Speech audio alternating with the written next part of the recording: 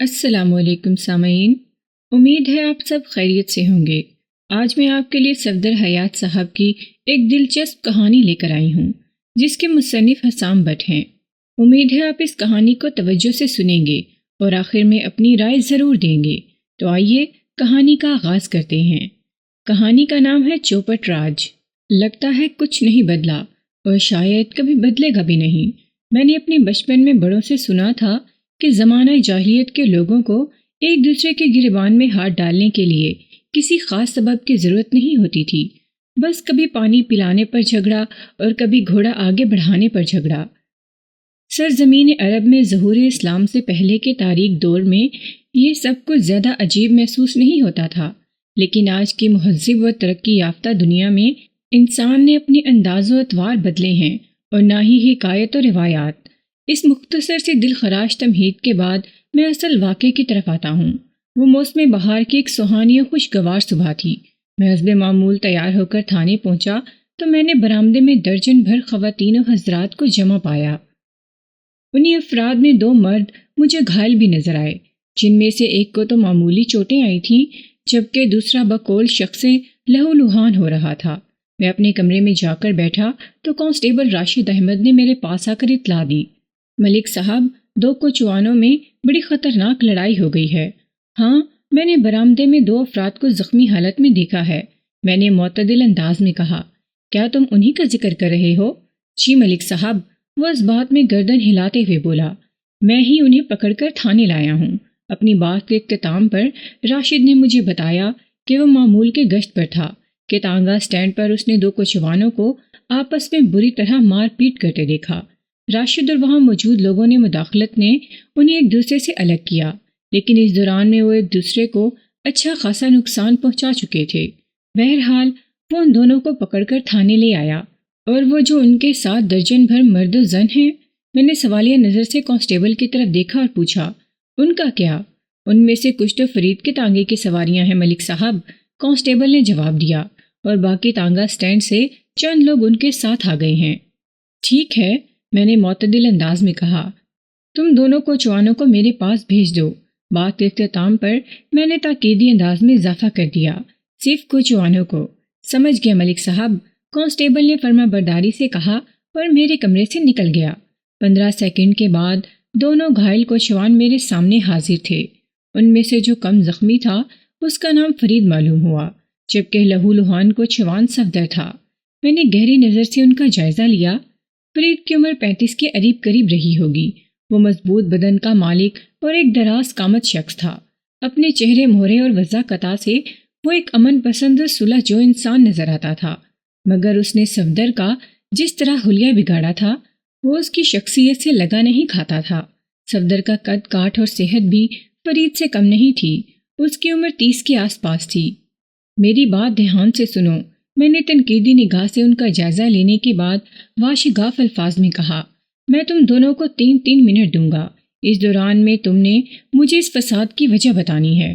جو بھی بولنا اچھی طرح سوچ سمجھ کر منہ کھولنا۔ میری بات سمجھ میں آ رہی ہے نا؟ جی تھانے دار صاحب، فرید نے معتدل انداز میں جواب دیا۔ صفدر نے اس بات میں گردن ہلانے پر اکتفا کیا۔ اس کی اس خاموش حرکت میں رعونت اور خود سری پائی جاتی تھی۔ میں نے پہلا موقع اسی کو دیا۔ صفدر، پہلے تم اپنا بیان دو گے۔ پھر میں نے فرید کو تنبیہ کی، اس بیچ میں تم اپنی زبان سے ایک لفظ نہیں نکالو گے، اور جب تمہاری باری آئے گی تو صفدر کے لیے بھی یہی اصول ہوگا۔ اب کی بار فرید نے اس بات میں سر ہلا دیا۔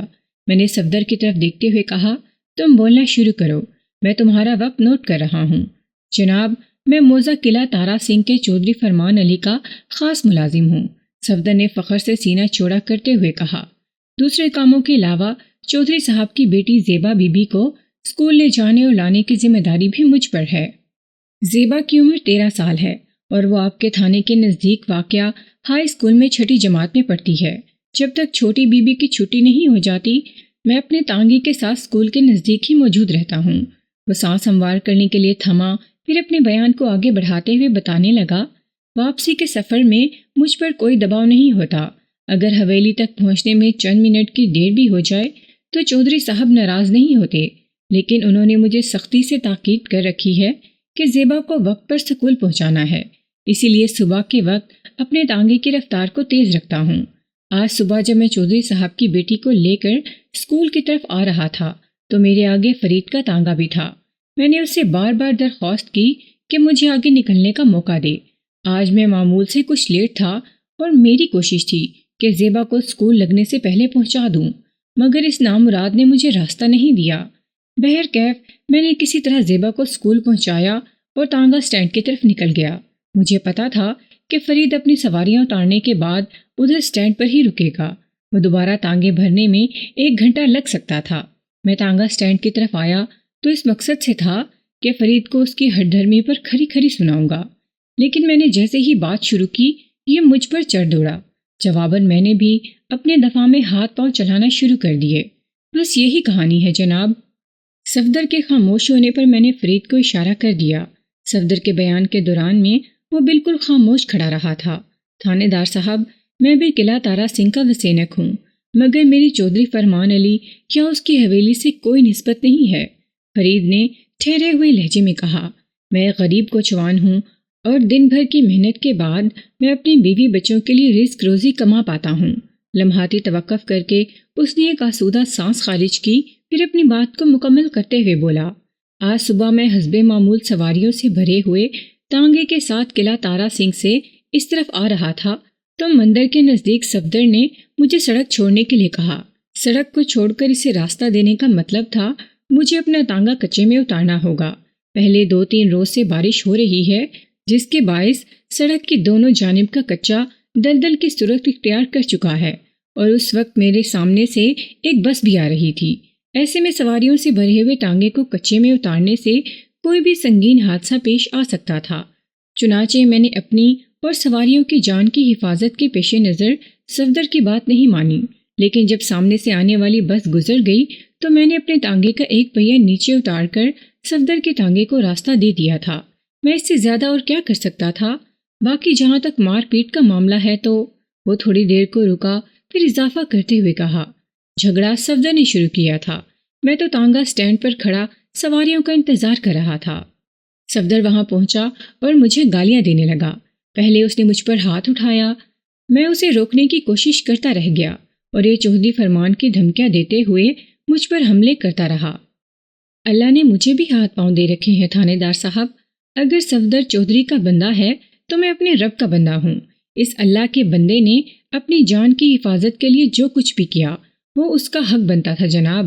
میں نے تو اپنے حق کا استعمال کیا ہے۔ اگر اپنے حق کا استعمال کرنا کوئی جرم ہے تو آپ میرے اس جرم کے لیے جو بھی سزا مقرر کریں گے مجھے منظور ہوگی۔ دونوں کے بیانات کو سننے کے بعد میں اس نتیجے پر پہنچا کہ در حقیقت مسئلہ کچھ بھی نہیں تھا، مگر انہوں نے اس معمولی سے واقعے کو ایک سنگین مسئلہ بنا دیا تھا، اور اس میں زیادہ قصور صفدر ہی کا تھا۔ اسے چودھری فرمان علی کا ملازم ہونے کا زوم تھا اور اس غرور میں وہ حد سے تجاوز کر گیا تھا، لیکن اس کے مقابلے میں فرید نے بردباری کا مظاہرہ کرنے کے علاوہ صورتحال کے تقاضوں کو بھی پورا کیا تھا، جس کے نتیجے میں وہ صفدر کے شر سے محفوظ رہا تھا، بلکہ اس نے صفدر کی ٹھیک ٹھاک دھلائی بھی کر ڈالی تھی۔ میں نے ان دونوں کو باہر بھیج کر برآمدے میں موجود لوگوں میں سے ان کو اندر بلا لیا جو اس جھگڑے کے وقت جائے وقوع پر موجود تھے، اور انہوں نے اپنی آنکھوں سے یہ خونی تماشا دیکھا تھا۔ اس واقعے کے عینی شاہدین نے مجھے جو کچھ بتایا اس سے میرے اندازے کی تصدیق ہو گئی۔ یہ قصہ دراصل صفدر کی جذباتی حماقتوں اور خود پر حد سے زیادہ جھوٹے اعتماد کا ثمر تھا۔ اس نے اپنی جاہلانہ باتوں سے اس معاملے کو ہوا دی تھی۔ میں نے ان لوگوں کو فارغ کرنے کے بعد فرید اور صفدر کو دوبارہ اپنے پاس بلا لیا۔ میں نے اپنے انداز میں تفتیش اور تحقیق کر لی ہے۔ وہ میرے سامنے آ کر کھڑے ہوئے تو میں نے گہری سنجیدگی سے کہا، کم یا زیادہ بہرحال قصور تم دونوں کا ہے، اس لیے میں تمہیں چھوڑ رہا ہوں۔ یہاں سے جانے کے بعد اپنا اپنا راستہ پکڑو اور اس واقعے کو بھول جاؤ، اسی میں تم دونوں کی بھلائی ہے۔ فرید نے فدویانہ لہجے میں کہا، شکریہ تھانے دار صاحب، میں کوشش کروں گا آئندہ کبھی میرا اس سے سامنا نہ ہو۔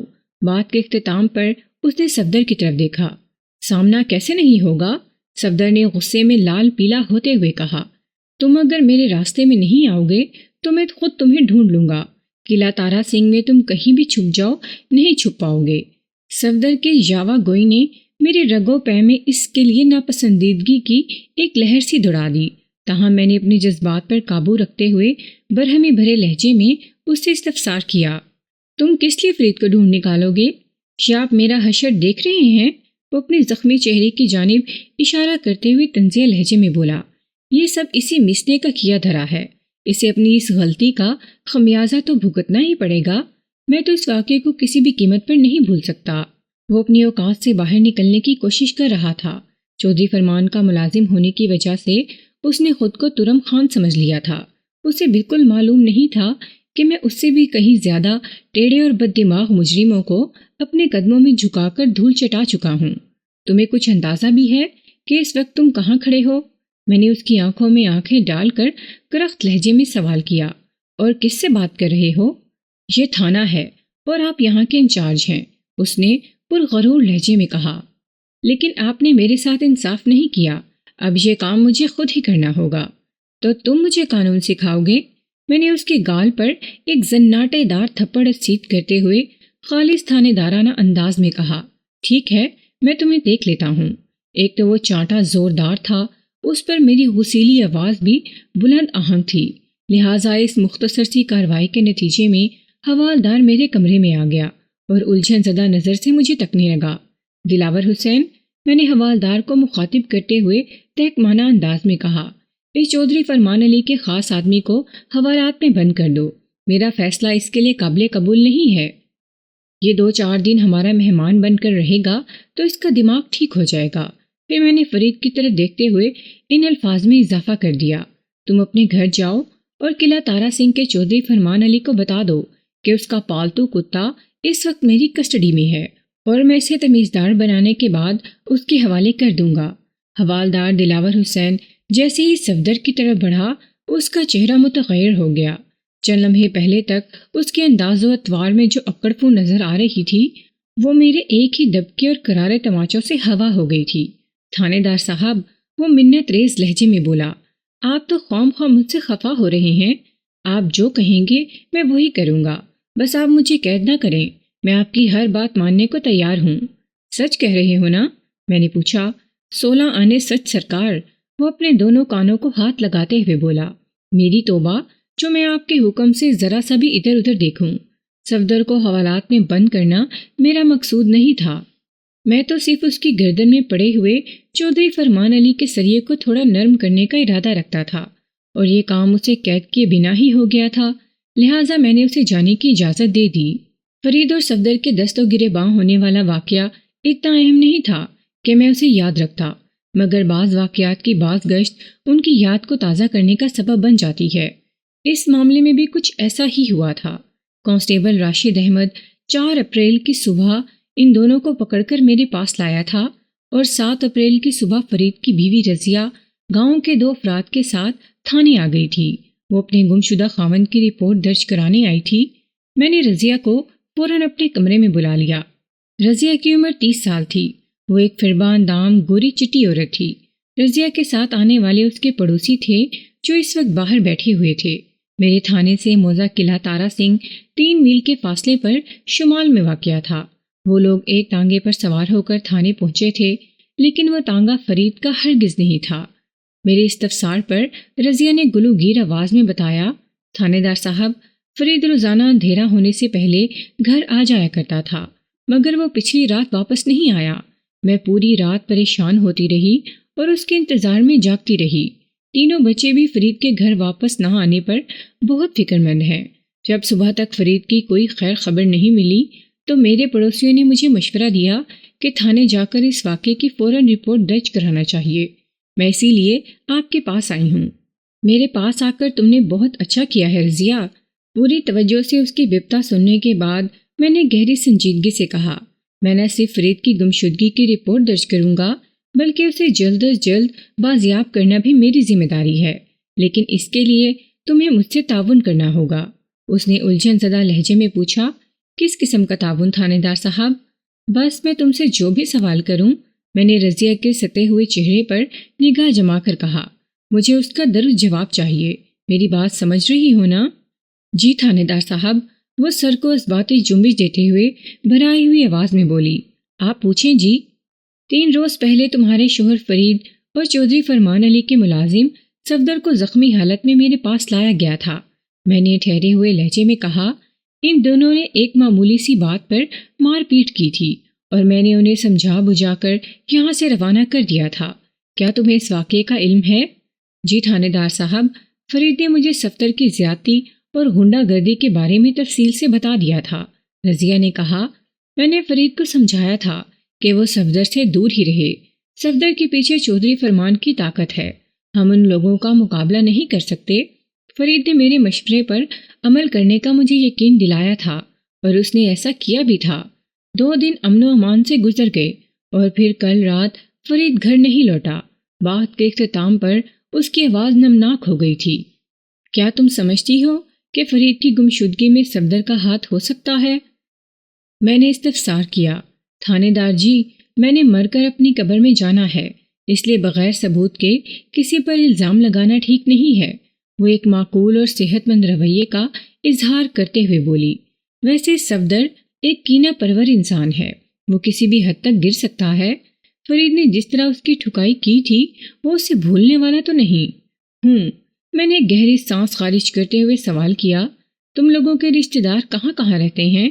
میرا مطلب ہے قلعہ تارا سنگھ کے علاوہ حافظ آباد، وزیر آباد، نوشہرہ اور جلال پور جٹا میں ہمارے رشتہ دار رہتے ہیں، رضیہ نے جواب دیا۔ یہ بھی تو ہو سکتا ہے کہ صفدر تمہیں بتائے بغیر کسی رشتہ دار سے ملنے چلا گیا ہو، میں نے ایک قوی امکان کی جانب اشارہ کرتے ہوئے کہا۔ ایسا پہلے کبھی نہیں ہوا تھانے دار صاحب، وہ معتدل انداز میں بولی۔ فرید کو جب بھی کہیں جانا ہوتا تھا وہ 1-2 دن پہلے ہی مجھے بتا دیا کرتا تھا۔ ٹھیک ہے، میں نے رسانیت بھرے لہجے میں کہا، مجھے بتاؤ، فرید کی کسی سے کوئی دشمنی وغیرہ تو نہیں تھی؟ نہیں جی، اسے نفی میں گردن ہلاتے ہوئے جواب دیا۔ اب تم واپس اپنے گھر جاؤ اور بچوں کا خیال رکھو، میں نے اس کی آنکھوں میں دیکھتے ہوئے تسلی آمیز لہجے میں کہا۔ بھروسہ رکھو کہ میں تمہارے شوہر کی گمشدگی کی رپورٹ درج کر لی ہے، مجھے جیسے ہی اس کا کوئی سراغ ملے گا میں تمہیں بتا دوں گا۔ اور لمحاتی توقف کر کے میں نے ایک بوجھل سانس خارج کی، پھر ان تاکیدی الفاظ میں اضافہ کر دیا، اس دوران میں اگر تمہیں کوئی اہم بات پتہ چلے تو تم فوراً مجھے آگاہ کرو گی۔ جی میں سمجھ گئی، وہ جلدی سے بولی۔ ضروری ہدایت کے بعد میں نے اسے رخصت کر دیا۔ رضیہ کے جانے کے بعد میں فرید کی پراسرار گمشدگی والے معاملے پر غور کرنے لگا۔ بادی النظر میں تو یہ صفدر ہی کا کارنامہ لگتا تھا۔ مجھے ان دونوں کی فطرت اور مزاج میں زمین آسمان کا فرق نظر آیا تھا۔ فرید ایک سیدھا سادہ اور سلجھا ہوا بندہ تھا، اس کی طبیعت میں ٹھہراؤ اور دھیما پن پایا جاتا تھا، جبکہ صفدر کا انداز بہت ہی جھگڑالو اور غصیلا تھا۔ میں نے ان دونوں کے حلیہ جات کا بھی بغور جائزہ لیا تھا۔ صفدر چاہے کتنا بھی بد دماغ اور پھڈے باز سہی، مگر فرید نے جس برے انداز میں اسے پھینٹی لگائی تھی، اس سے صفدر کی ساری فن خوانی ناک کے راستے نکل گئی تھی۔ صفدر کا لہو لہان چہرہ خاصا ڈراؤنا اور ہیبت ناک ہو گیا تھا۔ میں نے جب اسے حوالات میں بند کرنے کی دھمکی دی تو وہ الف کے مانند سیدھا ہو گیا تھا۔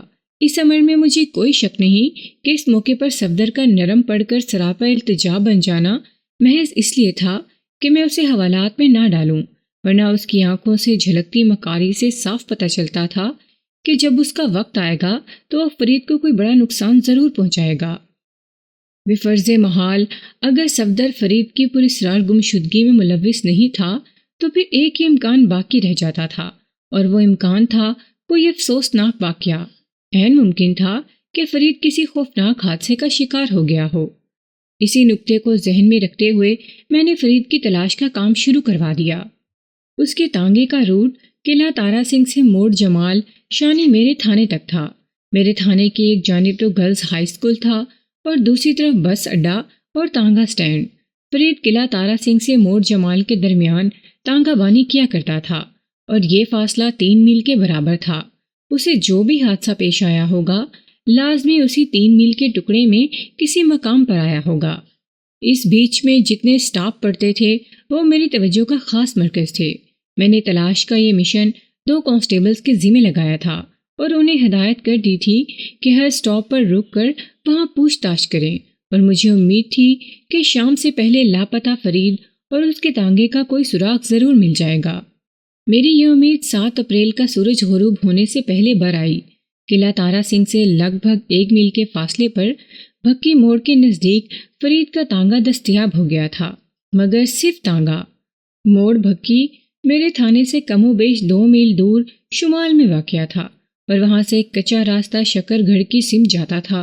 اسی کچے راستے پر موڑ بھکی سے 1 فرلانگ کی دوری پر فرید کا تانگا پہلو کے رخ الٹا ہوا ملا تھا۔ فرید اور ٹانگے میں جتے ہوئے گھوڑے کا کوئی اتا پتہ نہیں تھا اور اس الٹے ہوئے ٹانگے کے قریب ایک ادھیڑ عمر شخص کی لاش پڑی ہوئی تھی۔ وہ عصر کا وقت تھا۔ مجھے جیسے ہی یہ اطلاع ملی میں جائے وقوع پر پہنچ گیا۔ سورج غروب ہونے میں لگ بھگ 1 گھنٹہ باقی تھا اور اندھیرا ہونے سے پہلے مجھے موقع کی کارروائی کو نپٹانا تھا، اس لیے میں اپنے کام میں مصروف ہو گیا۔ میرے ساتھ کانسٹیبل طارق محمود بھی آیا تھا۔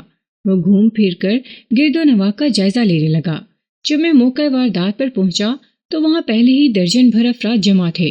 انہی میں سے ایک بندے نے فرید کے ٹانگے کی شناخت کی تھی، ورنہ جب مجھے موڑ بھکی کے نزدیک ایک الٹے ہوئے ٹانگے کی اطلاع ملی تھی تو اس وقت میں نہیں جانتا تھا کہ مذکورہ ٹانگا فرید ہی کا ہوگا یا کسی اور کا۔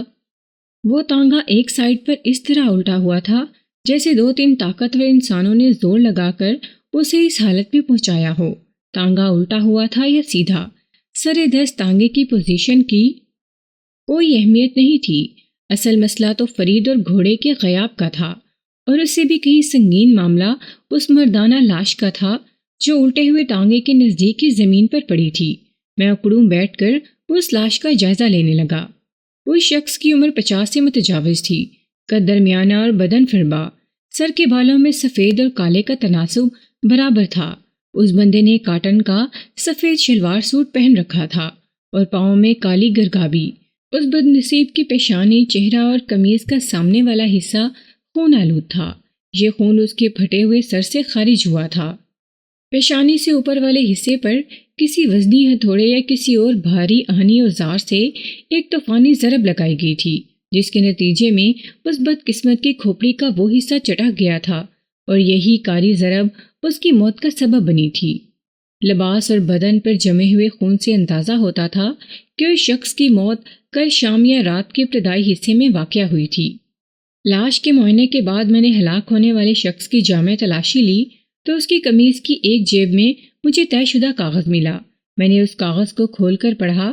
مذکورہ پرچے پر ایک مختصر سی تحریر موجود تھی: اصغر علی، ذیل دار روڈ، اچھرا، لاہور۔ مذکورہ تحریر سے صرف یہی پتہ چلتا تھا کہ اصغر علی نامی ایک شخص لاہور کے علاقے اچھرا میں واقع ذیل دار روڈ پر رہتا تھا یا مذکورہ روڈ پر اس کا کوئی کاروبار وغیرہ تھا۔ یہ اندازہ لگانا ناممکن نہیں تھا کہ اس وقت میں جس لاش کے پاس کھڑا تھا وہی اصغر علی تھا یا پھر متوفی کسی اصغر علی سے ملنے لاہور جا رہا تھا۔ اس زمانے میں شناختی کارڈ وغیرہ کا کوئی ٹنٹا نہیں ہوا کرتا تھا۔ علاوہ ازیں ہلاک ہونے والے اس شخص کی جیبوں میں سے ایسی کوئی شے برآمد نہیں ہوئی تھی جو اس کی شناخت میں مددگار ثابت ہوتی، لہٰذا میں وہاں موجود لوگوں پر انحصار کرنے پر مجبور تھا۔ میں نے فردن سب سے پوچھ تاچھ کی۔ ان میں وہ بندہ بھی شامل تھا جس نے فرید کے ٹانگے کو شناخت کیا تھا۔ مذکورہ شخص کا نام سدھیر خان تھا۔ اس کی عمر 55 اور 60 کے درمیان تھی۔ وہ مضبوط کاٹھی کا مالک اور موڑ بھکی پر وہ پھل کا ٹھیلا لگاتا تھا، اس لیے وہ فرید صفدر وغیرہ کو جانتا تھا اور ان کے ٹانگوں کو بھی پہچانتا تھا۔ اس پوچھ پرتیت کا نتیجہ 0 کے برابر برآمد ہوا۔ ان لوگوں میں سے کوئی بھی ہلاک ہونے والے اس نامعلوم شخص کے بارے میں کچھ نہیں جانتا تھا۔ اس سے یہ ثابت ہو گیا کہ مقتول اس علاقے کا رہنے والا نہیں تھا۔ کانسٹیبل طارق محمود راؤنڈ لگا کر واپس آیا تو میں نے اس کی نگرانی میں اس نامعلوم شخص کی لاش کو پوسٹ مارٹم کے لیے ضلعی اسپتال بھجوا دیا اور خود سدھیر خان کے ساتھ باتیں کرتے ہوئے موڑ بھکی کی جانب بڑھنے لگا۔ میں نے کل شام میں اسے فرید کی ٹانگے میں دیکھا تھا جناب، وہ گہری سنجیدگی سے بولا۔ میں یہی سمجھا تھا کہ وہ کوئی سواری ہے۔ میں 16 آنے سچ کہہ رہا ہوں جناب، میں نہیں جانتا وہ کون تھا اور کہاں سے آیا تھا۔ میں نے اس سے پہلے اسے کبھی نہیں دیکھا۔ آپ کہیں تو میں اپنے بچوں کی قسم کھانے کو تیار ہوں۔ پولیس چور اور سانپ کی اپنی ایک دہشت ہوتی ہے، خاص طور پر ایک باوردی پولیس والے کو دیکھ کر تو بڑے بڑوں کی پیشانی عرق آلود ہو جاتی ہے۔ کچھ ایسی ہی کیفیت اس وقت سدھیر خان کی بھی تھی۔ پریشان ہونے یا گھبرانے کی ضرورت نہیں ہے سدھیر خان، میں نے تسلی آمیز لہجے میں کہا۔ تم جو بھی کہو گے میں اس پر یقین کر لوں گا، اس لیے کسی کی بھی قسم کھانے کی ضرورت نہیں ہے، بس تم ہوش و حواس میں رہتے ہوئے میرے سوالوں کے جواب دیتے جاؤ۔ ٹھیک ہے جناب، وہ سکھ کی سانس خارج کرتے ہوئے بولا۔ آپ پوچھیں جی۔ جب تم نے کل شام میں فرید کے ٹانگے میں سفید لباس والے اس مقتول کو دیکھا تو اس وقت فرید کہاں سے آ رہا تھا؟ میں نے ٹھہرے ہوئے لہجے میں استفسار کیا۔ بس اڈے کی طرف سے جناب، اس نے بتایا، جدھر آپ کا تھانہ ہے۔ میں نے گہری سانس خارج کی اور کہا، جہاں تک میں جانتا ہوں فرید کا روٹ موڑ جمال سے قلعہ تارا سنگھ تک کا ہے۔ وہ اس مرکزی سڑک سے ہٹ کر دائیں بائیں کہیں نہیں جاتا، جبکہ اس کا الٹا ہوا تانگا اور اس اجنبی بندے کی لاش ہمیں جہاں سے ملی ہے وہ مقام موڑ بھکی سے ایک فرلانگ مشرق میں شکر گھر جانے والے کچے اور ویران راستے پر ہے۔ میں سمجھ نہیں پا رہا ہوں کہ فرید نے اپنے روٹ سے ہٹ کر کوئی سواری کیوں اٹھائی تھی۔ اسی بات نے میرے ذہن کو بھی الجھا دیا تھا تھانے دار صاحب، وہ بے بسی سے بولا۔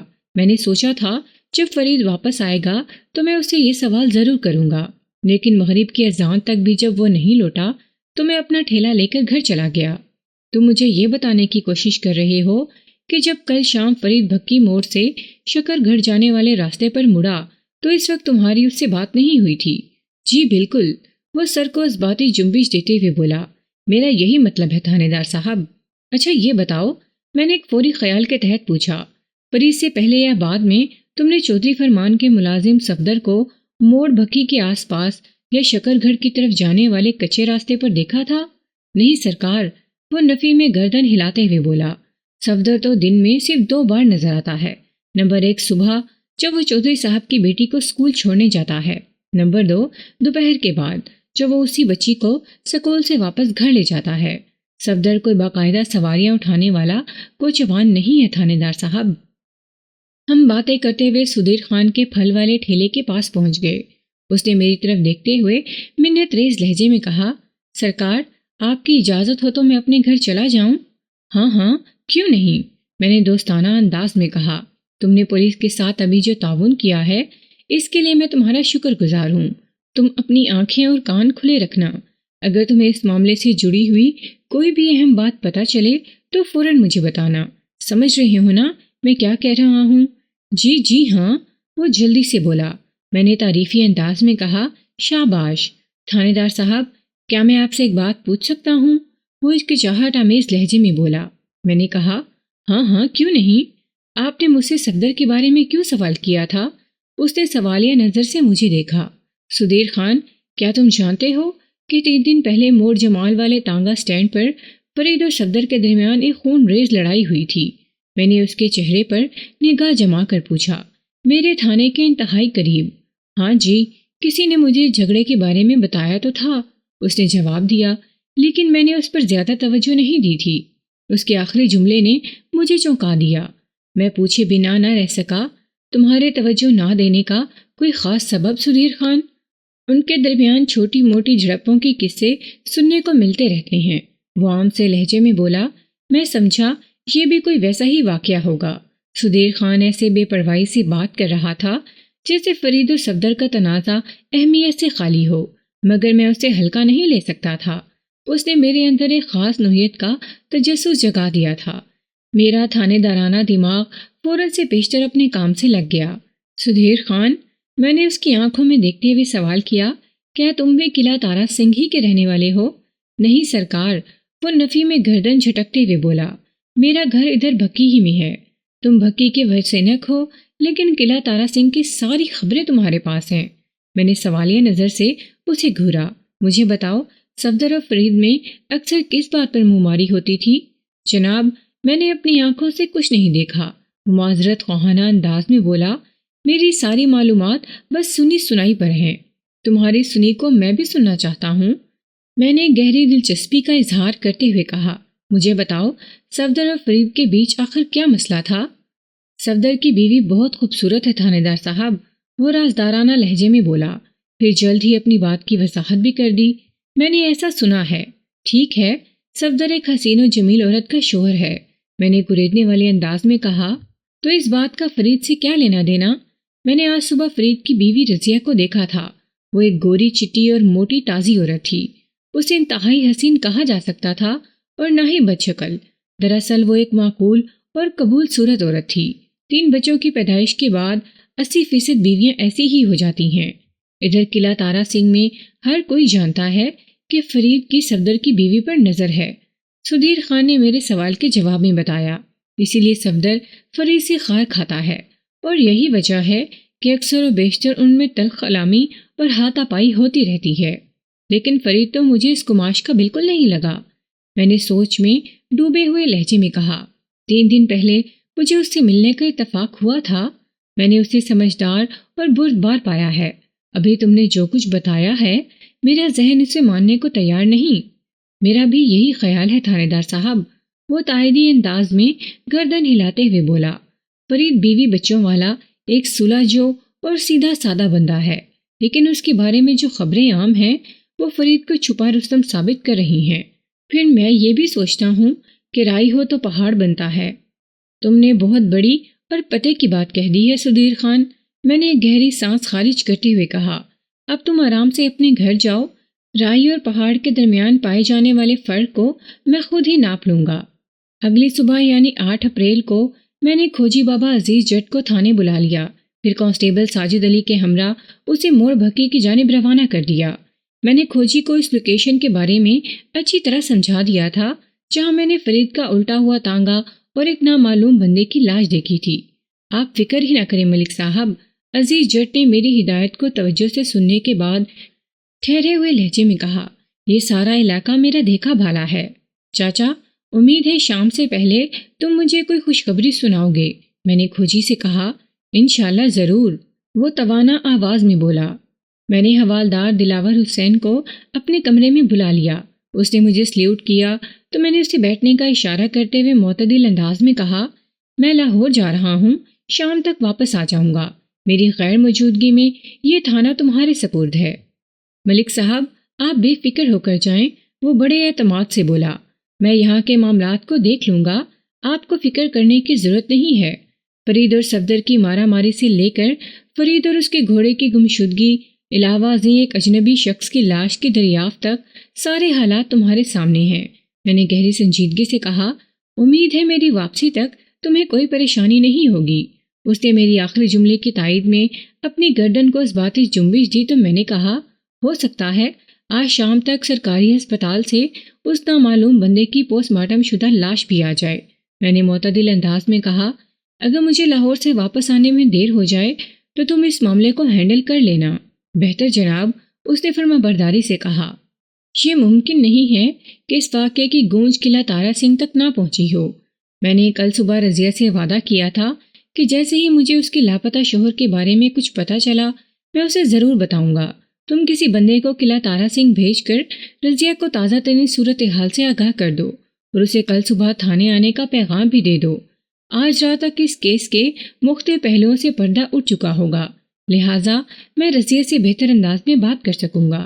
ٹھیک ہے جناب، حوالدار نے اس بات میں گردن ہلائی اور کہا، کیوں نہ ہم صفدر کو اٹھا کر حوالات میں بند کر دیں؟ جب میں اسے اپنی کڑی تفتیش کے گھیرے میں لوں گا تو وہ سب بک دے گا۔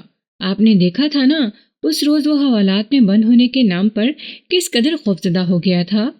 ہاں میں نے دیکھا تھا، میں نے کہا، اور تمہاری طرح صفدر میرے شک کے دائرے کے بھی اندر ہی کھڑا ہے، لیکن میں اس معاملے میں اس کے خلاف کسی ایک ثبوت، ایک اشارے کا انتظار کر رہا ہوں۔ ویسے بھی وہ ہماری رسائی میں ہے، جب بھی ضرورت محسوس ہوئی ہم اسے گرفتار کر کے شامل تفتیش کر سکتے ہیں۔ یہ تو آپ بالکل ٹھیک کہہ رہے ہیں، وہ میری بات سے اتفاق کرتے ہوئے بولا۔ میں نے پوچھا، کیا تم کسی ایسے بندے کو جانتے ہو جو قلعہ تارا سنگھ کا وسینک ہو؟ ہاں، 2-3 لوگوں سے میری سلام دعا ہے، اس نے جواب دیا۔ آپ حکم کریں جناب، کام کیا ہے؟ میں نے سدھیر خان کی زبانی سنے ہوئے فرید اور صفدر کی بیوی کے معاملات کے بارے میں حوالدار کو تفصیلاً بتایا اور آخر میں کہا، میں اس خبر کی تصدیق یا تردید چاہتا ہوں، اور وہ بھی پکی رپورٹ کی شکل میں۔ سمجھ گیا جناب، وہ سوچ میں ڈوبے ہوئے لہجے میں بولا۔ آپ کی واپسی سے پہلے یہ کام ہو جائے گا ملک صاحب۔ میں مطمئن ہو کر تھانے سے نکلا اور بس سٹاپ سے نیو خان ٹرانسپورٹ کی ایک نئی نکور بس میں بیٹھ کر لاہور کی جانب روانہ ہو گیا۔ لاہور پہنچ کر میں نے بس اسٹینڈ سے ایک تانگا پکڑا اور سیدھا پولیس ہیڈ کوارٹر کی جانب جا پہنچا۔ اس آفس میں موجود متعلقہ پولیس آفیسر کو میں نے اپنی آمد کی غرض و غایت سے آگاہ کیا تو انہوں نے ایک ASI کو میرے ساتھ لگا دیا۔ تھوڑی ہی دیر کے بعد ہم دونوں اچھرا میں تھے۔ اچھرا کا علاقہ ان دونوں اتنا پر رونق اور گنجان آباد نہیں ہوا کرتا تھا جیسا اب دیکھنے کو ملتا ہے۔ ہم اچھرا کے مین بازار سے ہوتے ہوئے زیلدار روڈ پر آ گئے۔ زیلدار روڈ در حقیقت ایک چوڑی سی گلی تھی جس کی دونوں جانب مختلف قسم کی دکانیں تھیں اور ان دکانوں کے عقب میں رہائشی علاقہ تھا۔ نامعلوم مقتول کی جیب میں سے مجھے جو پرچہ ملا تھا اس پر لکھا ہوا تھا اصغر علی، زیلدار روڈ، اچھرا، لاہور۔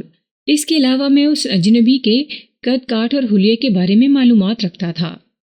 میرے ساتھ آنے والے ASI نے عقل مندی کا مظاہرہ کرتے ہوئے زیلدار روڈ کے دکانداروں اور اس روڈ سے متصل رہائشی علاقے میں رہنے والے چند ایسے افراد کا انتخاب کیا جو وہاں کے بچے کو جانتے تھے۔ میں نے ان لوگوں سے درجنوں سوالات کر ڈالے مگر کوئی بھی اس نامعلوم مقتول کے بارے میں کچھ نہیں جانتا تھا جس کی کھوج میں اپنے علاقے سے نکل کر لاہور پہنچا تھا۔ اصغر علی یا میرے بتائے ہوئے حلیے کا کوئی آدمی اس علاقے میں نہیں رہتا تھا۔ اب ایک ہی بات سمجھ میں آ رہی تھی کہ کسی شاطر شخص نے مجھے گمراہ کرنے اور میری تفتیش کا رخ موڑنے کے لیے وہ چال چلی تھی۔ میں نے ASI کا شکریہ ادا کیا، لاہور کو الوداعی سلام کیا اور بس میں سوار ہو کر لاہور سے اپنے تھانے کے سمت روانہ ہو گیا۔ راستے بھر میرا ذہن مختلف قسم کے خیالات کی آماجگاہ بنا رہا۔ میں سوچوں میں گرفتار شام سے تھوڑی دیر پہلے اپنے تھانے پہنچ گیا۔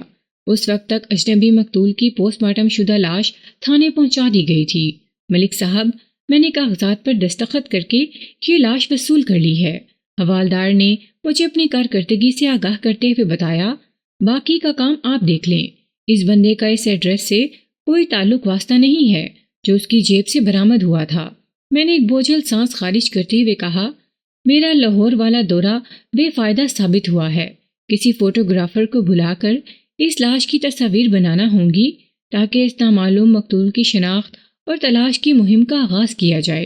اور لمحاتی توقف کر کے میں نے ایک گہری سانس لی، پھر ان الفاظ میں اضافہ کر دیا، پوسٹ مارٹم شدہ لاش کو ہم یوں تھانے میں رکھ نہیں سکتے۔ موسم کی حدت اس کا حشر خراب کر دے گی اور ہمارے تھانے کی فضا میں ناگوار سی بدبو پھیل جائے گی۔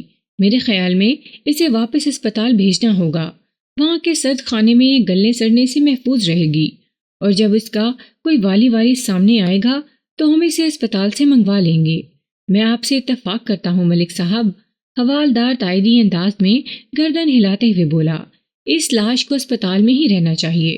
باقی میرے خیال میں فی الحال کسی فوٹوگرافر کو بلانے کی ضرورت نہیں ہے۔ ہسپتال والوں نے ہمارا کام آسان کر دیا ہے۔ میں سمجھا نہیں۔ میں نے سوالیہ نظر سے حوالدار کی طرف دیکھا۔ آپ پوسٹ مارٹم کی ابتدائی رپورٹ والا لفافہ کھول کر دیکھیں، وہ پرمعنی انداز میں بولا۔ آپ کو آپ کے سوال کا جواب مل جائے گا۔ میں نے مذکورہ لفافے کو کھول کر دیکھا۔ اس میں پوسٹ مارٹم رپورٹ کے علاوہ مقتول کے چہرے کے 3 فوٹوگرافز بھی موجود تھے جو کسی پولورائڈ کیمرے کی مدد سے بنائے گئے تھے۔ میں نے حوالدار کی طرف دیکھتے ہوئے حیرت بھرے لہجے میں استفسار کیا، ہسپتال والوں نے یہ سروس کب سے دینا شروع کی ہے؟ ایسی کوئی بات نہیں ہے ملک صاحب، حوالدار نے معتدل انداز میں کہا۔ دراصل وہاں ایک ڈاکٹر کا کوئی دوست آیا ہوا تھا جو باہر کے کسی ملک سے ایک پولورائڈ کیمرہ لے کر آیا تھا۔ ڈاکٹر اور اس بندے میں فوٹوگرافی پر بات ہو رہی تھی۔ اسی وقت کانسٹیبل طارق محمود یہ لاش لے کر اسپتال پہنچا۔ بس ڈاکٹر کے اس فوٹوگرافر دوست نے اس اجنبی مقتول کے چہرے کی بھی تصاویر بنا ڈالی۔ یہ ساری باتیں مجھے لاش کے ساتھ آنے والے اسپتال کے اسٹاف کے ایک بندے نے بتائی ہیں۔ بہت خوب، میں نے سرسری انداز میں کہا اور پوسٹ مارٹم کی ابتدائی رپورٹ کا مطالعہ کرنے لگا۔ اس رپورٹ کے مطابق اس نامعلوم مقتول کی موت 6 اور 7 اپریل کی درمیانی رات 6 سے 9 بجے کے درمیان واقع ہوئی تھی، اور اس کی ہلاکت کا سبب سر کے سامنے والے حصے پر لگنے والی وہی خطرناک چوٹ تھی جس نے اس بد نصیب کی کھوپڑی کو چٹخا کر رکھ دیا تھا۔ ایک درخواست کے ساتھ میں نے لاش کو دوبارہ اسپتال پہنچانے کا بندوبست کیا، پھر حوالدار کو لے کر اپنے کمرے میں بیٹھ گیا۔ کھوجی عزیز جٹ اور کانسٹیبل ساجد علی اب بھی اپنی مشن سے واپس نہیں آئے ملک صاحب، حوالدار نے انکشاف انگیز لہجے میں بتایا، لیکن میں نے آپ کا کام کر دیا ہے۔ کون سا کام؟ بے ساختہ میرے منہ سے نکلا۔ حوالدار نے حیرت بھری نظر سے مجھے دیکھا۔ کمال ہے ملک صاحب، آپ اتنی جلدی کیسے بھول گئے؟ اس نے کہا، لاہور جانے سے پہلے آپ نے میرے ذمہ ایک کام لگایا تھا، صفدر کی بیوی اور گمشدہ فرید کے خفیہ معاملات کا سراغ لگانا۔ اچھا وہ، میں نے جلدی سے کہا، میں بھلا اتنے اہم معاملے کو کیسے بھول سکتا ہوں؟ دراصل جب تم نے اس کا ذکر کیا تو اس وقت میرا دھیان کسی اور طرف تھا۔ خیر، ذرا دیر کو رک کر میں نے گہری سانس لی اور کہا، تو بتاؤ ادھر کی کیا رپورٹ ہے؟ رپورٹ تو ایک دم پکی ہے ملک صاحب، لیکن اس میں وہاں کے وسینکوں کی رائے کا ملا جلا رجحان پایا جاتا ہے۔ اس کا کیا مطلب ہوا؟ میں نے الجھن زدہ لہجے میں دریافت کیا۔ اس امر کی تصدیق تو ہو گئی ہے کہ صفدر کی حسین بیوی اور فرید کے بارے میں لوگ معنی خیز اور مشکوک خیالات رکھتے ہیں، وہ وضاحت کرتے ہوئے بولا، لیکن ان میں سے اکثر کی رائے یہ ہے کہ فرید نہیں بلکہ صفدر کی بیوی اس معاملے میں زیادہ ملوث ہے۔ تو تم یہ کہنا چاہ رہے ہو کہ صفدر کی بیوی فرید میں دلچسپی رکھتی ہے؟ میں نے تصدیق طلب نظر سے دلاور حسین کی طرف دیکھا۔ اور فرید اس کی طرف مائل نہیں ہے؟ جی، گاؤں والوں کی اکثریت انہی خیالات کی حامل ہے، اس نے کہا۔ بس چند لوگ یہ سمجھتے ہیں کہ دونوں اس معاملے میں ملوث ہیں، جبکہ صفدر سب سے الگ سوچتا ہے۔ صفدر کی سوچ یہ ہوگی کہ اس کی بیوی بے قصور ہے، میں نے اظہار خیالات کرتے ہوئے کہا، اور فرید خام خواہ اس کے پیچھے ہاتھ دھو کر پڑ گیا ہے۔ جی بالکل، یہی بات ہے، وہ تصدیقی انداز میں بولا۔ مجھے لگتا ہے صفدر ایک وہمی اور بد دماغ شخص ہے، وہ ایک غلط فہمی کو ذہن میں رکھ کر فرید کا دشمن بنا ہوا ہے۔ ہمارے درمیان گفتگو کا سلسلہ جاری ہی تھا کہ مغرب کی اذان ہونے لگی۔ اسی وقت کھوجی عزیز جٹ اور کانسٹیبل ساجد علی بھی اپنی مہم سے لوٹ آئے۔ کھوجی کے جھریوں زدہ چہرے کی بشاشت چیخ چیخ کر اس بات کا اعلان کر رہی تھی کہ وہ اس مشن سے کامیاب لوٹا تھا۔ 9 اپریل کا دن اس ماہ کا سب سے معروف دن تھا۔ گزشتہ روز لاہور کے لیے روانہ ہونے سے پہلے میں نے کھوجی عزیز جٹ اور کانسٹیبل ساجد علی کو چائے و قوہ کی طرف بھیجا تھا تاکہ یہ پتہ لگا سکیں کہ نامعلوم شخص فرید اور اس کے گھوڑے کے ساتھ کیا واقعہ پیش آیا تھا۔ اسی شام کھوجی اور کانسٹیبل واپس آ گئے تھے۔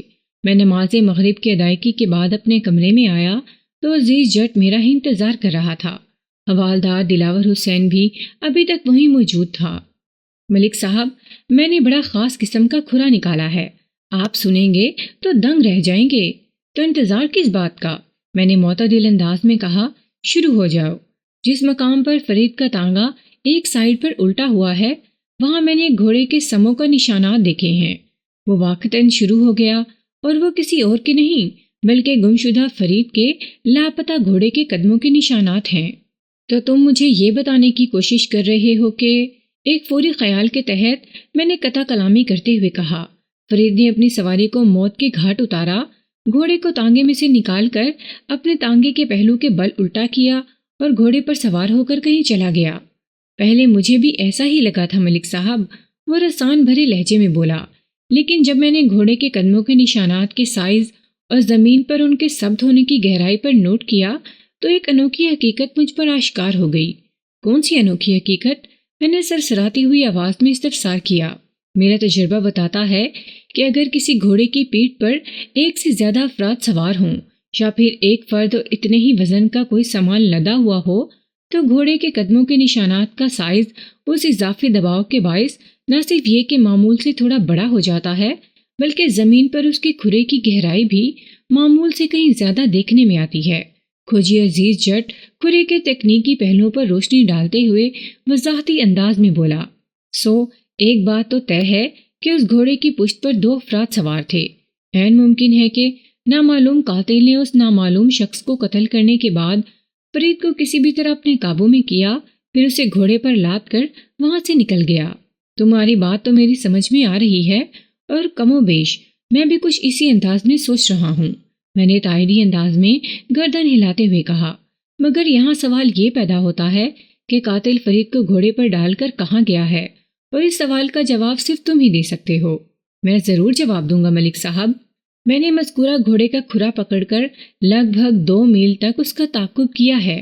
آپ جانتے ہیں موڑ بھکی سے کچی سڑک شکر گھر کی طرف جاتی ہے، وہ گھوڑا بھی اسی راستے کے کنارے پر چلتے ہوئے مشرقی سمت میں یعنی شکر گھر کی طرف گیا ہے، اور اس کے بعد میں نے سوالیہ نظر سے کھوجی کی طرف دیکھا۔ اس کے بعد کا کھرا نکالنے کے لیے کل صبح دوبارہ وہیں سے کام شروع کرنا ہوگا جہاں آج چھوڑ کر آیا ہوں، اس نے ٹھہرے ہوئے لہجے میں جواب دیا اور سوچ میں ڈوبے ہوئے انداز میں اضافہ کر دیا۔ میرے ذہن میں دو امکانات بار بار ابھر رہے ہیں، جن میں سے ایک طاقتور اور دوسرا قدرے کمزور ہے۔ کون سے دو امکانات؟ میں نے اضطراری لہجے میں دریافت کیا۔ میں نے آج کھرے کے کام کو جس جگہ پہنچایا ہے وہاں سے مزید 1 میل آگے جائیں تو بائیں جانب ایک تنگ سا کچا راستہ نکلتا ہے۔ مذکورہ راستہ سیدھا موزہ کرم آباد کو جاتا ہے۔ اس بات کا قوی امکان ہے کہ وہ گھوڑا کرم آباد گیا ہوگا۔ موزہ کرم آباد شکر گھر جانے والے راستے سے 1 میل ہٹ کر تھا، یعنی موڑ بھکی سے کم و بیش 4 میل کے فاصلے پر، 3 میل شکر گھر کی طرف جانے والے راستے پر اور 1 میل اس کچے راستے کو چھوڑنے کے بعد بائیں جانب۔ ویسے ایک راستہ قلعہ تارا سنگھ سے بھی کرم آباد کی طرف جاتا تھا، یہ لگ بھگ 5 میل کی مسافت تھی۔ اور دوسرا امکان؟ کھوجی کے خاموش ہوتے ہی میں نے ایک اور سوال داغ دیا۔ یہ بھی ہو سکتا ہے کہ گھڑ سوار سیدھا شکر گھر کی طرف نکل گیا ہو، اس نے جواب دیا۔ میں تم سے اتفاق کرتے ہوئے یہی کہوں گا کہ دوسرا امکان بہت کمزور ہے، میں نے گہری سنجیدگی سے کہا۔ پوسٹ مارٹم رپورٹ کے مطابق اس نامعلوم شخص کی موت 6 اپریل کی رات 6 اور 9 بجے کے درمیان واقع ہوئی تھی۔ ہمیں اس کی لاش اگلے روز یعنی 7 اپریل کی سپہر میں ملی ہے۔ جائے وقوع سے شکر گھڑ 22-23 میل ہے۔ اس گھوڑے پر جو کوئی بھی سوار تھا وہ رات کی تاریکی میں شکر گھڑ جانے والے ویران اور کچے راستے پر سفر کرنے کا رسک نہیں لے سکتا، لہٰذا ہمیں اپنی توجہ موزہ کرم آباد پر مرکوز کر دینا چاہیے۔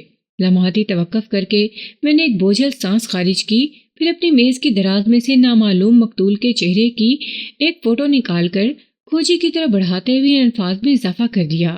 اسے تم اپنے پاس رکھ لو، ہسپتال والوں کی مہربانی سے یہ تصویر ہم تک پہنچی ہے۔ یہ کس کی فوٹو ہے ملک صاحب؟ میری بات پوری ہونے سے پہلے ہی وہ بول اٹھا۔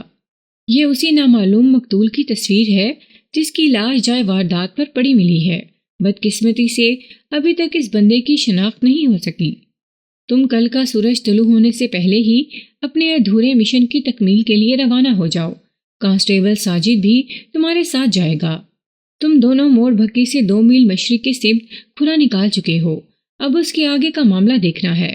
مجھے امید ہے مزید 1 میل تک کھرے کا تعاقب کرنے کے بعد تمہیں کرم آباد کی طرف جانے والے راستے پر مڑنا پڑے گا۔ ابھی تک جو حالات سامنے آئے ہیں وہ تو اسی جانب اشارہ کر رہے ہیں۔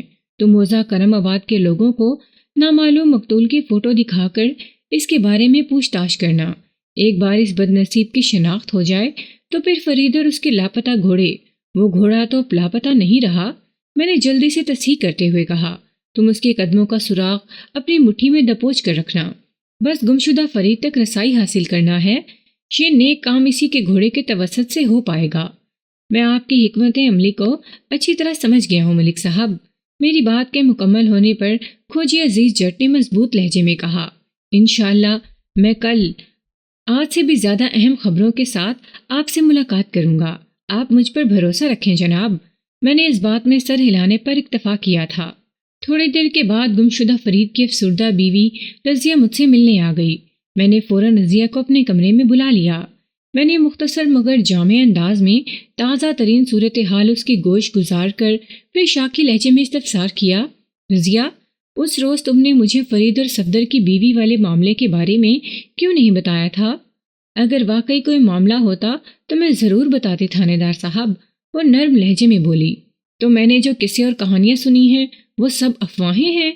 بات دراصل یہ ہے تھانے دار صاحب، وہ ایک غمزدہ سانس خارج کرتے ہوئے سپاٹ آواز میں بولی، اس معاملے میں فرید کا کوئی قصور نہیں، بلکہ فریدہ ہی اس پر رجھی ہوئی ہے۔ کون فریدہ؟ میں نے اضطراری لہجے میں سوال کیا۔ میں صفدر کی گھر والی خوبصورت چڑیل فریدہ کی بات کر رہی ہوں جی، وہ برا سا منہ بناتے ہوئے بولی۔ وہ فرید کے پیچھے ہاتھ دھو کر پڑی ہوئی ہے۔ مجھے فرید پر بھروسہ ہے، اس لیے میں نے کبھی فریدہ کی بے ہدگی اور بے حیائی کی پرواہ نہیں کی۔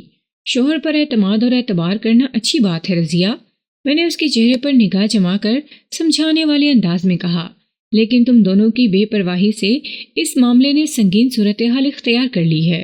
وہ یکایک پریشان ہو گئی، گھبرائے ہوئے لہجے میں بولی، کیا ہو گیا ہے تھانے دار صاحب؟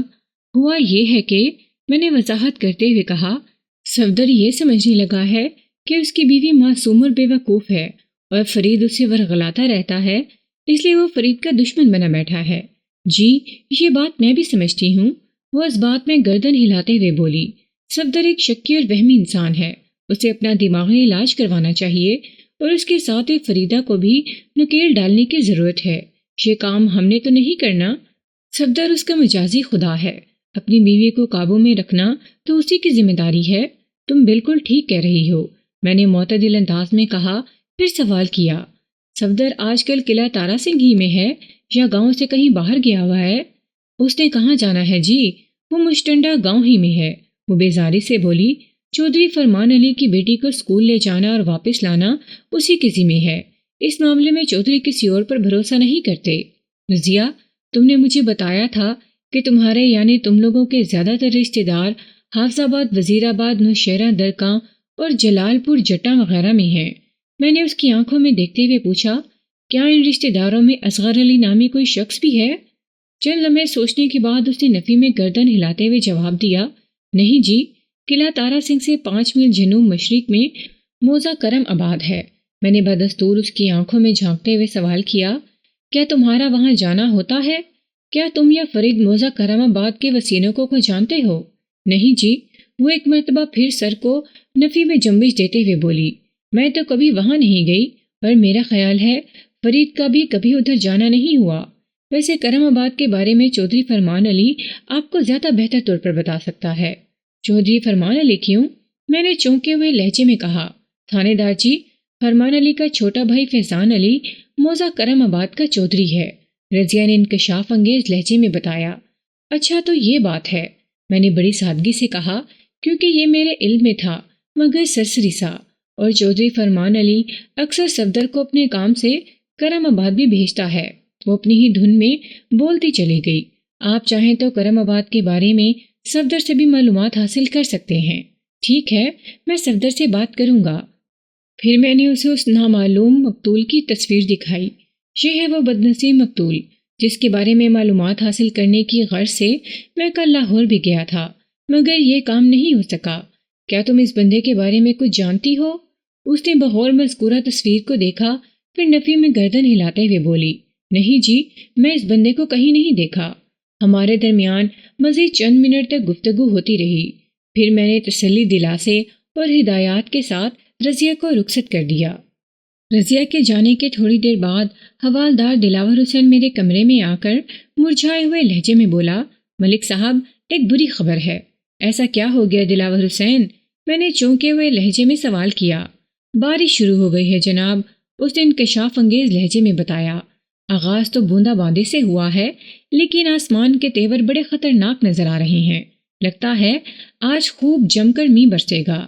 یہ تو واقعی کوئی اچھی خبر نہیں ہے، میں نے تشویش بھرے انداز میں کہا۔ پتہ نہیں کھوجی کا کام کہاں تک پہنچا ہوگا۔ دوپہر ہونے والی ہے ملک صاحب، حوالدار نے معتدل انداز میں کہا۔ عزیز جٹ بڑا کائیاں اور تجربہ کار کھوجی ہے، مجھے یقین ہے کہ اس نے اب تک یہ تو پتہ لگا ہی لیا ہوگا کہ اس کا پکڑا ہوا کھرا سیدھا شکر گھر کی طرف گیا ہے یا پھر موزہ کرم آباد کی سمت۔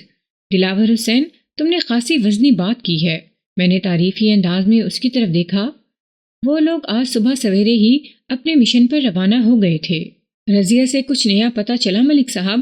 حوالدار نے مجھ سے پوچھا۔ کچھ خاص نہیں، میں نے اپنے کمرے کی کھڑکی سے باہر می کا نظارہ کرتے ہوئے جواب دیا، بس یہی کہ موزہ کرم آباد کے چودھری کا نام فیضان علی ہے اور وہ چودھری فرمان علی کا چھوٹا بھائی ہے۔ فرمان علی اکثر اپنے کام سے صفدر کو کرم آباد بھیجتا ہے۔ وہ چودھری فرمان سے عمر میں چھوٹا ضرور ہے، مگر آپ اسے دیگر معاملات میں فرمان سے بڑا ہی سمجھے جناب۔ میں کچھ سمجھا نہیں۔ حوالدار کے معنی خیز انداز کے جواب میں نے الجھن زدہ نظر سے اسے دیکھا۔ قلعہ تارا سنگھ اور اس کے گرد و نواح میں چودھری فرمان علی کی اچھی خاصی دھاک ہے، اور وہ بھی بڑے منفی انداز کی۔ کوئی اس سے مخالفت مول لینے کی جرت نہیں کرتا، اور چودھری فیضان اپنے بڑے بھائی سے بھی 10 ہاتھ آگے ہیں ملک صاحب۔ میں تو کہتا ہوں صفدر کو شامل تفتیش کر لیتے ہیں، اس کی کھلی ہوئی زبان بہت سے راز کھول سکتی ہے۔ حوالدار مجھے پہلے بھی یہ مشورہ دے چکا تھا، میں نے پرخیال انداز میں کہا۔ یہ نیک کام میرے ذہن میں بھی ہے، اور میں اس فریضے کی ادائیگی کے لیے تمہیں ہی قلعہ تارا سنگھ بھیجوں گا۔ لیکن کھوجی کی واپسی کے بعد ذرا یہ تو دیکھ لیں کہ عزیز جٹ ہمارے لیے کیا خوشخبری لے کر آتا ہے۔ دلاور حسین نے اس بات میں سر ہلا دیا۔ میں نے برسات میں بھیگے ہوئے مرغے کو کئی بار دیکھا تھا۔ میرے ذہن میں اس حوالے سے جو منظر محفوظ تھا، اس وقت عزیز جٹ اس پر پورا اترتا تھا۔ شام سے تھوڑی دیر پہلے کانسٹیبل ساجد اور کھوجی اپنی مہم سے لوٹ آئے تھے اور کھوجی عزیز جٹ بالکل ایک بھیگا ہوا مرغا ہی نظر آ رہا تھا۔ میں نے خوش دلی سے ان کا استقبال کیا۔ کھوجی نے گیلا لباس اتار کر خشک کپڑے پہن لیے تو میں نے اسے کمرے میں بلا لیا۔ ملک صاحب، میں نے اپنا کام دیانتداری سے کر دیا ہے، جس کے لیے میں انعام کا حقدار ہوں، اس نے معتدل انداز میں کہا۔ اس سے آگے جو بھی کرنا ہے وہ آپ کو اپنے حساب سے کرنا ہوگا، کیونکہ بارش نے کھرے والا باب تو سمجھو بند کر دیا ہے۔ میں تمہاری بات سے اتفاق کرتا ہوں، میں نے اس کے خاموش ہونے پر رسان بھرے لہجے میں کہا۔ تم مجھے آج کی رپورٹ دو اور اپنا انعام وصول کر لو۔ ملک صاحب، ہم دونوں کا اندازہ درست ثابت ہوا، وہ اپنے مخصوص انداز میں وضاحت کرتے ہوئے بولا۔ میں نے آج اسی مقام سے اپنے کام کا آغاز کیا ہے جہاں گزشتہ روز چھوڑا تھا۔ میں نے لگ بھگ 1 میل تک گھوڑے کے قدموں کے نشانات کا تعاقب کیا ہے اور اس جگہ جا پہنچا جہاں سے ایک تنگ سا کچا راستہ بائیں جانب نکلتا ہے اور 1 میل آگے واقع موزہ کرم آباد تک جاتا ہے۔ ہم دونوں کے خیال کے مطابق نامعلوم گھڑ سوار مذکورہ راستے پر ہی مڑا تھا، لیکن اسے بدقسمتی کہیں یا قدرت کی کوئی مصلحت کہ میں اس تنگ کچے راستے پر بمشکل 100 گز آگے گیا ہوں گا کہ اچانک بہت زور کی بارش شروع ہو گئی۔ تم نے اپنا کام سمیٹا اور واپس آ گئے۔ اس کے خاموش ہونے پر میں نے سپاٹ آواز میں کہا، کیونکہ بارش کے بعد تو کھرا نکالنا ممکن ہی نہیں رہا۔ میں بھلا ایسے کیسے واپس آ سکتا تھا؟ اس نے شاکی نظر سے مجھے دیکھا۔ کیا آپ نے مجھے کوئی گاؤدی اور نکما کھوجی سمجھ رکھا ہے؟ ایسی بات نہیں ہے چاچا، میں نے نرم لہجے میں جواب دیا۔ وہ تو میں نے بس ایسے ہی کہہ دیا ہے۔ آپ نے کل رات مجھے ہدایت کی تھی کہ کرم آباد کے لوگوں کو نامعلوم مقتول کی فوٹو دکھا کر اس کے بارے میں پوچھ تاچھ کرنا ہے، اور یہ کام کرم آباد جائے بغیر ہو نہیں سکتا تھا۔ وہ خفگی کو تھوک کر ٹھنڈے لہجے میں بولا۔ سو میں اور آپ کا سپاہی بارش کی پرواہ کیے بغیر کرم آباد پہنچ گئے اور آپ کے حکم کے مطابق تفتیش شروع کر دی۔ وہ سانس ہموار کرنے کی غرض سے متوقف ہوا، پھر اپنے بیان کو آگے بڑھاتے ہوئے بولا۔ موزہ کرم آباد کوئی بڑا گاؤں نہیں ہے، وہاں پر زیادہ سے زیادہ 100 مکان ہوں گے اور آبادی 500 سے زیادہ ہرگز نہیں، لہٰذا گھنٹے 1.5 گھنٹے میں ہم نے نامعلوم مقتول کی شناخت کے حوالے سے اپنی انکوائری مکمل کر لی اور اس تگ و دو کا نتیجہ 0 سے زیادہ برآمد نہیں ہوا۔ کرم آباد کا ایک بھی وسینت مقتول کے بارے میں کچھ نہیں جانتا تھا، لیکن ایک اچھی اور مفید بات یہ ہے کہ وہاں کے چند لوگوں نے بلیڈ کو پہچان لیا ہے۔ کون سا بلیڈ؟ بے ساختہ میرے منہ سے نکلا۔ میرے اضطراری سوال کے جواب میں کھوجی عزیز جٹ نے اپنے کرتے کی خشک جیب میں سے نامعلوم مقتول کی بھیگی ہوئی تصویر اور ایک بلیڈ نکال کر میرے سامنے میز پر رکھ دیا۔ اس بلیڈ پر نگاہ پڑتے ہی میں چونک اٹھا۔ وہ کوئی شیونگ بلیڈ نہیں تھا، بلکہ بلیڈ کی شکل کا ایک لاکٹ تھا اور زنجیر بھی اس کے ساتھ تھی۔ وہ بلیڈ اور اس کی زنجیر چاندی سے تیار کیے گئے تھے۔ قبل اس کے کہ میں کچھ بولتا، کھوجی انکشاف انگیز لہجے میں بولا۔ موزہ کرم آباد کے سمت جانے والے کچے راستے سے کم و بیش 2 فرلانگ پہلے ہمیں یہ لاکٹ کچی سڑک کے کنارے پر پڑا ملا تھا۔ میں نے اسے اس خیال سے اٹھا کر جیب میں رکھ لیا کہ عین ممکن ہے اس لاکٹ کا تعلق اسی گھڑ سوار سے ہو۔ میں جس کے کھرے کے تعاقب میں تھا اور میری احتیاط کام آ گئی۔ لمحاتی توقف کر کے اس نے اپنی سانس کو درست کیا، پھر سنسنی خیز لہجے میں اضافہ کر دیا۔ کرم آباد کے چند وسینقوں نے اس امر کی تصدیق کی ہے کہ انہوں نے یہ لاکٹ قلعہ تارا سنگھ کے چودھری فرمان علی کے خاص ملازم صفدر کے گلے میں دیکھا ہے۔ ملک صاحب، آپ اس لاکٹ کو سیڑھی بنا کر قاتل کی گردن تک رسائی حاصل کر سکتے ہیں۔ مذکورہ چاندی کے لاکٹ کو دیکھتے ہی میں اس لیے چونکا تھا کہ یہی لاکٹ چند روز پہلے میں نے صفدر کے گلے میں دیکھا تھا، جب صفدر اور فرید کو جھگڑے کے ضمن میں میرے پاس لایا گیا تھا۔ چاچا، واقعی تم نے اس لاکٹ کو پا کر میرا کام آسان کر دیا ہے، میں نے کھوجی عزیز جٹ کی طرف دیکھتے ہوئے توصیفی انداز میں کہا۔ ملک صاحب، حوالدار دلاور حسین نے بھی پرجوش انداز میں میرے مشاہدے کی تصدیق کر دی۔ آپ نے جب مجھے صفدر کو حوالات میں بند کرنے کا حکم دیا تھا تو اس وقت بھی یہ لاکٹ صفدر کے گلے میں موجود تھا۔ کانسٹیبل راشد کو یہاں بلا لو، میں نے حوالدار سے کہا۔ وہ جی سر کہتے ہوئے میرے کمرے سے نکل گیا۔ موزہ کرم آباد کے لوگوں نے اس چاندی کے بلیڈ نما لاکٹ کو پہچان لیا تھا۔ میں اور حوالدار دلاور حسین بھی مطمئن تھے کہ ہم نے اس لاکٹ کو صفدر کے گلے میں دیکھا تھا، لیکن میں تمام حجت ضروری سمجھتا تھا، اسی لیے میں نے کانسٹیبل راشد احمد کو اپنے پاس بلایا تھا۔ 4 اپریل کی صبح راشد ہی صفدر اور فرید کو تانگا سٹینڈ سے پکڑ کر تھانے لایا تھا۔ راشد کو جب میں نے وہ لاکٹ دکھا کر پوچھا، کیا تم اس لاکٹ کے بارے میں کچھ جانتے ہو، تو اس کا جواب مبنی برس بات تھا۔ جی ملک صاحب، میں نے اس لاکٹ کو اس دن صفدر کے گلے میں دیکھا تھا جب وہ تانگا سٹینڈ پر دوسرے کو چوان فرید سے لڑائی کر رہا تھا۔ اگر کھوجی عزیز جٹ کو صفدر کا لاکٹ موزہ کرم آباد جانے والے راستے پر پڑا ملا تھا تو اس کا ایک ہی مطلب تھا، اور وہ یہ کہ صفدر اس راستے سے گزرا تھا۔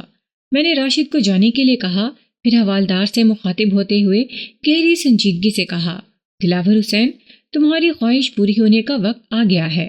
تم 2 سپاہیوں کو ساتھ لے کر فوراً قلعہ تارا سنگھ روانہ ہو جاؤ۔ میری بات سمجھ رہے ہو نا؟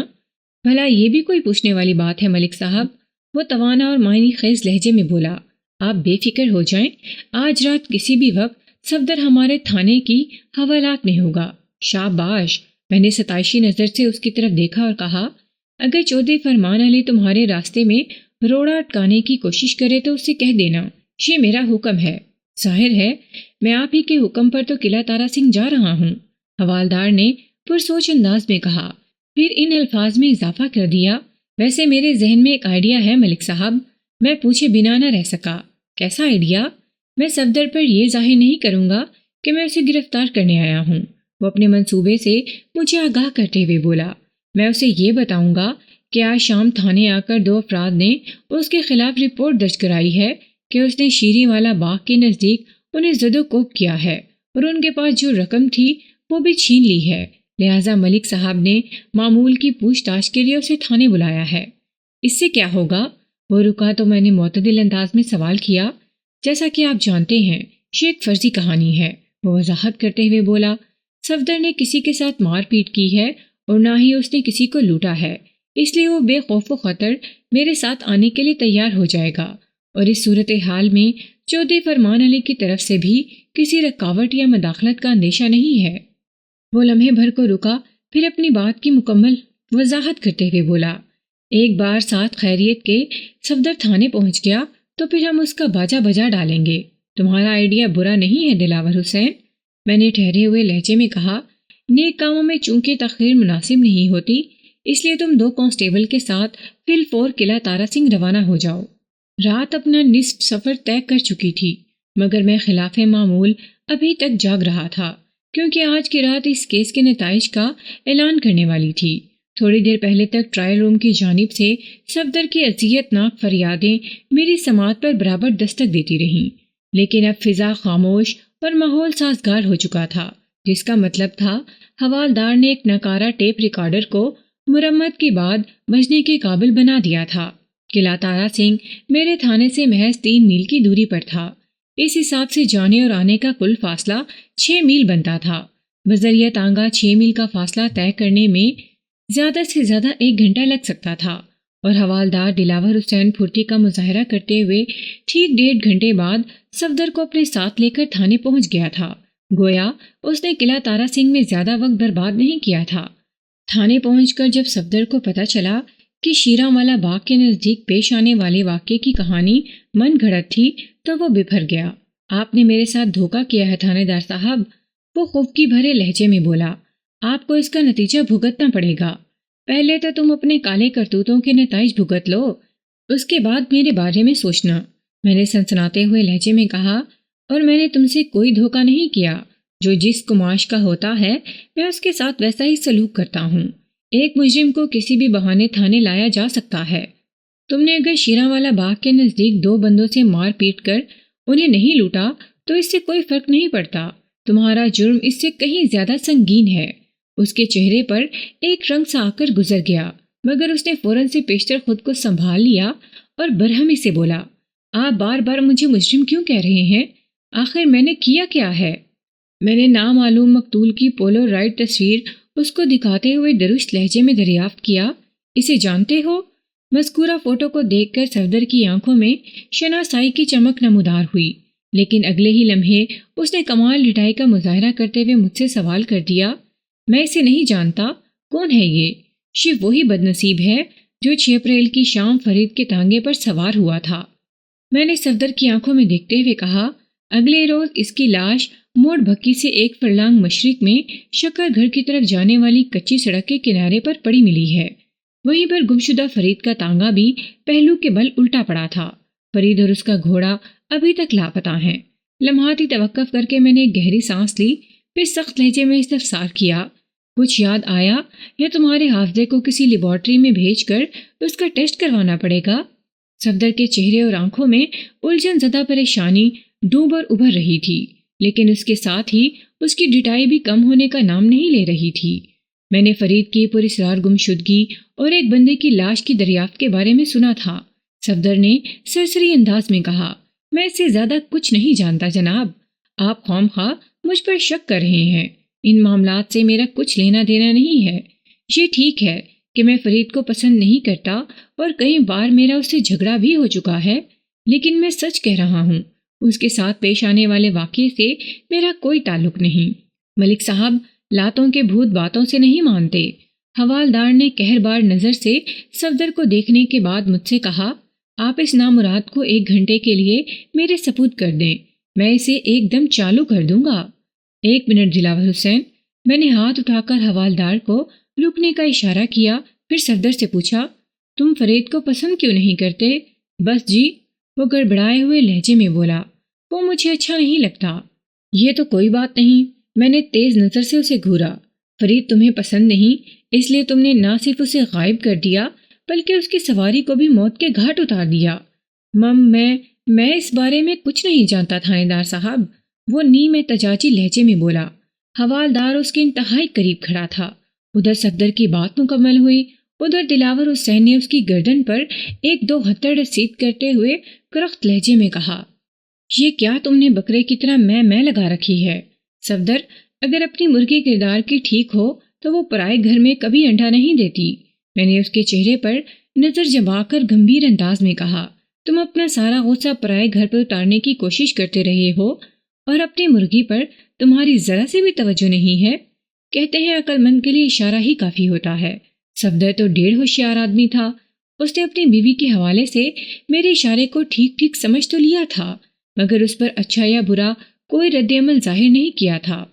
4 اپریل کی صبح جب تمہارے اور فرید کے بیچ ٹانگا سٹینڈ پر مارا ماری ہوئی تھی اور میرے تھانے کا ایک سپاہی تم دونوں کو پکڑ کر میرے پاس لایا تھا، تو اس وقت میں نے تمہارے گلے میں بلیڈ سے مشابہ چاندی کا ایک لاکٹ دیکھا تھا۔ میں نے صفدر کی آنکھوں میں دیکھتے ہوئے سپاٹ آواز میں کہا، وہ لاکٹ اب مجھے تمہارے گلے میں نظر نہیں آ رہا، کیا تم نے وہ لاکٹ فروخت کر دیا ہے؟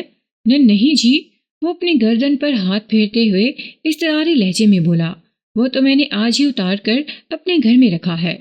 شانی اس وقت بھی چاندی کا وہ لاکٹ تمہارے گھر میں رکھا ہے؟ میں نے بدستور اس کی آنکھوں میں جھانکتے ہوئے سوال کیا۔ ہاں جی، بالکل وہ میرے گھر میں ہی ہے، پکا نا؟ میں نے اسے گھورا۔ 16 آنے سچ کہہ رہا ہوں جناب، وہ جلدی سے بولا۔ میں اپنی سیٹ سے اٹھ کر کھڑا ہو گیا، پھر جھک کر میز کی دراز میں سے مذکورہ لاکٹ نکال کر صفدر کو دکھانے کے بعد حوالدار سے مخاطب ہوتے ہوئے کہا، دلاور حسین، اب چودھری کا یہ خاص بندہ تمہاری خاص الخاص تحویل میں ہے۔ تم نے اس کی جم کر ایسی خاطرداری کرنا ہے کہ تمہارے پکوان کی تعریف کرتے کرتے اس کی زبان باہر نکل آئے۔ میں اپنے کوارٹر میں جا رہا ہوں، جب یہ گالی بیان دینے کی حالت میں آ جائے تو مجھے بلا لینا۔ میں اپنے کوارٹر میں آ کر بستر پر لیٹ گیا، لیکن میرا دھیان تھانے کے ٹرائل روم ہی کی طرف لگا ہوا تھا، جہاں حوالدار دلاور حسین اپنے فنون کے مظاہروں میں مصروف تھا اور اس کی کارکردگی کی لائیو آڈیو صفدر کی خوفناک چیخوں کی صورت میری سماعت کے دروازے پر مسلسل دستک دیتی رہی تھی۔ لیکن اب ہر طرف سکون ہی سکون تھا، گویا صفدر نے حوالدار کی تفتیش کے سامنے سرنڈر کر لیا تھا۔ میں نے بستر چھوڑا اور کوارٹر سے نکل کر تھانے کی جانب بڑھ گیا۔ جب میں اپنے کمرے میں پہنچا تو حوالدار نے میرے پاس آ کر فاتحانہ انداز میں کہا، ملک صاحب، صفدر نے ہتھیار پھینک دیے ہیں، وہ اپنا اقبالی بیان دینے کے لیے ایک دم تیار ہے۔ ٹھیک ہے، میں نے اس بات میں گردن ہلاتے ہوئے کہا، اسے لے کر آؤ میرے پاس۔ اگلے 5 منٹ کے بعد صفدر کو میرے سامنے حاضر کر دیا گیا۔ اس کی کرب میں ڈوبی ہوئی داد فریاد سے مجھے اتنا تو اندازہ ہو گیا تھا کہ حوالدار ایک کے بعد ایک لذیذ کھانا اسے کھلانے میں مصروف ہے، لیکن اب جو میں نے اسے دیکھا تو میرا وہ اندازہ موجودہ صورتحال کے سامنے بہت بونا محسوس ہو رہا تھا۔ بقول کسے حوالدار نے مار مار کر اس کا بھرکس نکال دیا تھا۔ ایسا لگتا تھا کہ دلاور حسین نے صفدر کو اپنی تفتیش کی دھمکی میں ڈال کر اس کا ایک ایک ریشہ الگ کر دیا تھا۔ وہ اپنے قدموں پر کھڑا ہونے کے قابل بھی نہیں رہا تھا۔ میں نے صفدر کو ایک چوبی بینچ پر بٹھایا، پھر اس کا اقبالی بیان قلم بند کرنے میں مصروف ہو گیا۔ اس کے بیان کا خلاصہ کچھ اس طرح ہے: وہ فرید سے شدید نفرت کرتا تھا اور اس کا سبب فریدہ یعنی اس کی بیوی تھی۔ اسے اس بات کا یقین تھا کہ فریدہ بے قصور ہے اور فرید ہی اس کی بیوی کے پیچھے ہاتھ دھو کر پڑا ہوا ہے۔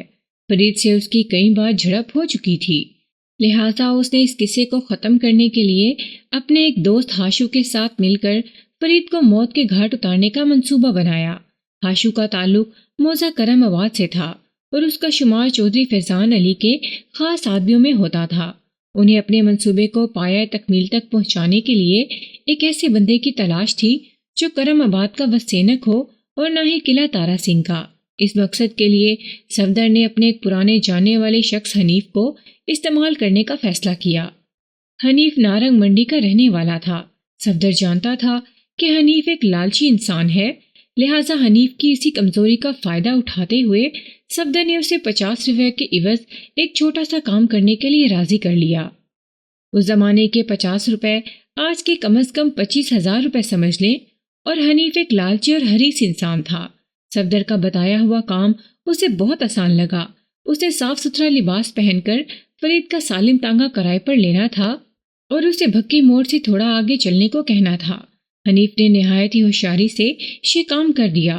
جب وہ فرید کے تانگے میں بیٹھ کر بھکی موڑ سے لگ بھگ 1 فرلانگ آگے آئے تو صفدر اور ہاشو نے انہیں گھیر لیا۔ قصہ مختصر: صفدر نے ہاشو کی مدد سے فرید اور حنیف کو قتل کر ڈالا، پھر ٹانگے میں جتے ہوئے گھوڑے کو کھول کر اس ٹانگے کو پہلو کے بل الٹا دیا اور وہ دونوں گھوڑے پر سوار ہو کر موزہ کرم آباد کی جانب روانہ ہو گئے تھے۔ ہلاک شدہ حنیف کی جیب میں ایک ایسا پرچہ رکھ دیا گیا تھا جس سے لگے کہ وہ لاہور سے یہاں آیا تھا، اور فرید کے ٹانگے میں بیٹھ کر وہ موڑ بھکی سے کہیں آگے جا رہا تھا کہ فرید کی نیت بدل گئی اور وہ حنیف کو فنا کر کے اپنے گھوڑے پر سوار ہو کر کہیں نکل گیا۔ پولیس کی تفتیش کو غلط راستے پر ڈالنے کے لیے صفدر نے جو چال چلی تھی اس میں کئی ایک خامیاں تھیں۔ یہ ٹھیک ہے، میں کسی نامعلوم اصغر علی کی تلاش میں لاہور گیا تھا، لیکن فرید کے حوالے سے صفدر نے جو تاثر قائم کرنے کی کوشش کی تھی وہ مجھے ہضم نہیں ہو رہی تھی۔ فرید بیوی بچوں والا ایک شریف النفس انسان تھا۔ وہ کسی سواری کو لوٹنے کی غرض سے اس کی جان لے سکتا تھا اور نہ ہی اپنی فیملی کو چھوڑ کر غائب ہو جانے کا تصور کر سکتا تھا۔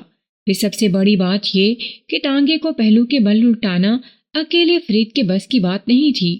میں نے صفدر کے اقبالی بیان پر اس کا انگوٹھا لگوا دیا اور نفرت بھری نگاہ سے اسے گھورتے ہوئے سوال کیا، نارنگ منڈی والے حنیف کی لاش تو فرید کے الٹے ہوئے ٹانگے کے نزدیک پڑی مجھے مل گئی تھی۔ فرید کی لاش کے ساتھ تم لوگوں نے کیا کیا تھا؟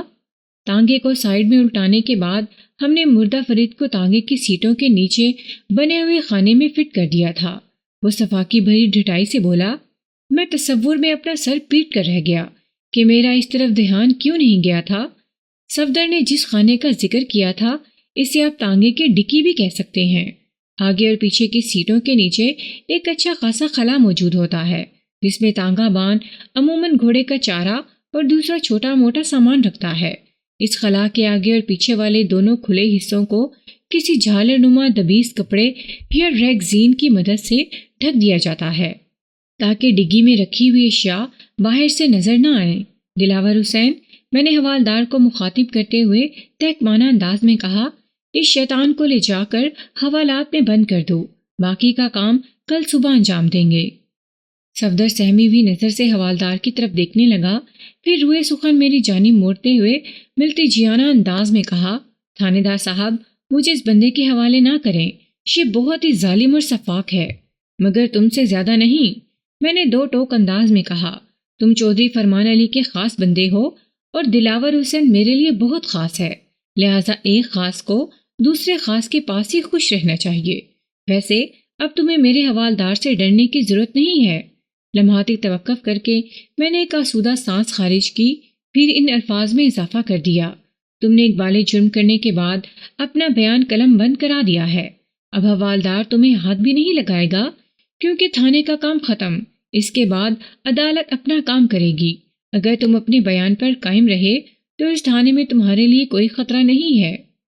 ایک معمولی سا سراغ بھی اگر پولیس کے ہاتھ لگ جائے تو پھر اسے اپنی منزل تک پہنچنے سے کوئی نہیں روک سکتا۔ کھوجی عزیز جٹ کے ہاتھوں دریافت شدہ صفدر کے بلیڈ لاکٹ نے اس کیس کا نقشہ بدل دیا تھا۔ اگلی صبح میں نے نہ صرف الٹے ہوئے ٹانگے کی لوکر ڈکی کے اندر سے فرید کی اکڑی ہوئی لاش برآمد کر لی، بلکہ اسی روز دوپہر میں چودھری فیضان کے خاص بندے ہاشو کی گرفتاری بھی عمل میں آ گئی۔ ہاشو نے جب حوالات کے فرش پر صفدر کو نیم مردہ حالت میں پڑے دیکھا تو اس کے پسینے چھوٹ گئے۔ پھر جب اسے پتہ چلا کہ صفدر نے اقبال جرم کر لیا ہے تو اس کی رہی سے ہمت بھی جواب دے گئی۔ اس نے حوالدار کی مہمان نوازی سے بچنے کے لیے اپنے جرم کا اقرار کر لیا۔ میں نے اس کا بیان بھی قلم بند کر لیا اور اسے صفدر والی حوالات ہی میں ڈال دیا۔ یہ تو ممکن نہیں تھا کہ میں چودھری فرمان علی اور چودھری فیضان علی کے خاص بندوں کو حوالات میں بند کر دوں اور وہ منہ میں گھنگیاں ڈالے چپ چاپ بیٹھے رہیں۔